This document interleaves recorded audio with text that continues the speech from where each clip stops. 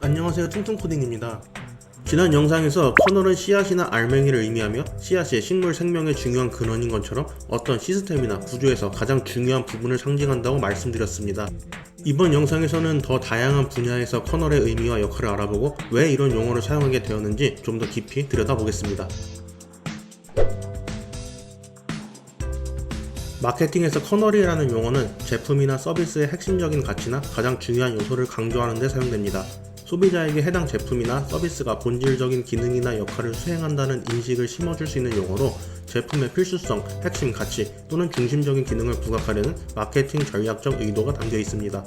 커널형 이어폰 많이 들어보셨죠? 커널형 이어폰은 이니어 형태로 귀 안쪽 깊이 삽입해 소음을 차단하고 음질을 높이기 위해 고안된 디자인입니다. 커널이라는 용어를 통해 귀 안쪽 코어에 자리 잡는다는 느낌을 전달하여 더 깊은 밀착감을 주고 외부 소음을 차단해 몰입감 있는 청취 경험을 강조합니다. 애플 에어팟 출시로 대중화되었으며 이후 여러 회사들이 커널형 디자인을 내세우며 소음 차단과 음질을 주요 마케팅 포인트로 활용했습니다. 식품 및 화장품 산업에서 사용되는 팜 커널 오일은 야자수 씨앗의 중심에서 추출되는 기름입니다. 씨앗에서 얻어낸 고영양 성분이라는 인식을 소비자에게 전달하여 자연의 건강함과 고품질 이미지를 부각시킵니다.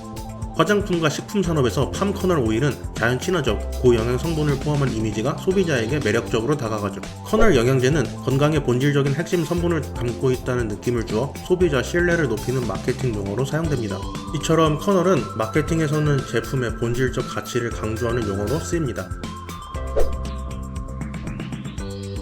클라우드는 네트워크를 통해 제공되는 컴퓨팅 자원입니다. 클라우드 서비스가 상용화되는데 큰 기여를 한 기술 중 하나가 바로 가상화입니다. 가상화 기술을 통해 하나의 서버를 여러 가상 서버로 나누거나 여러 서버를 하나처럼 통합해 사용할 수 있습니다. 이때 커널은 다음과 같은 핵심 역할을 합니다. 먼저 자원을 관리합니다. 클라우드 서버 내 커널은 CPU, 메모리 등 자원을 여러 가상 머신이 필요한 만큼 균형 있게 사용할 수 있도록 조절합니다. 이렇게 서버 자원을 나눠주면 마치 한 대의 물리 서버가 여러 대처럼 작동하게 됩니다. 또한 커널은 각 가상 머신이 마치 독립된 시스템처럼 운영될 수 있도록 보호하는 역할을 합니다. 아파트에서 각 세대가 독립된 공간처럼 유지되는 것과 비슷하게 커널은 한 가상 머신의 문제가 다른 머신이나 서버 전체에 영향을 미치지 않도록 보안을 지킵니다. 자원을 효율적으로 관리하는 것도 커널의 역할입니다. 클라우드 가상화는 필요한 순간에 자원을 추가하거나 줄일 수 있어 불필요한 자원 낭비를 막고 비용을 절감하는 데 도움이 됩니다. 예를 들어 웹사이트에 갑자기 방문자가 늘어날 때 커널이 자원을 추가로 할당해 트래픽을 안정적으로 관리하고 트래픽이 줄면 자원을 다시 회수하여 효율을 높입니다. 커널은 이렇게 클라우드 가상화 환경의 핵심 관리자 역할을 합니다. 통계학의 커널 밀도 추정과 커널 회귀는 데이터의 전체 흐름을 직관적으로 표현하고 복잡한 패턴을 부드러운 곡선으로 보여줌으로써 데이터 분포와 비선행적 관계를 이해하는 데 도움을 줍니다.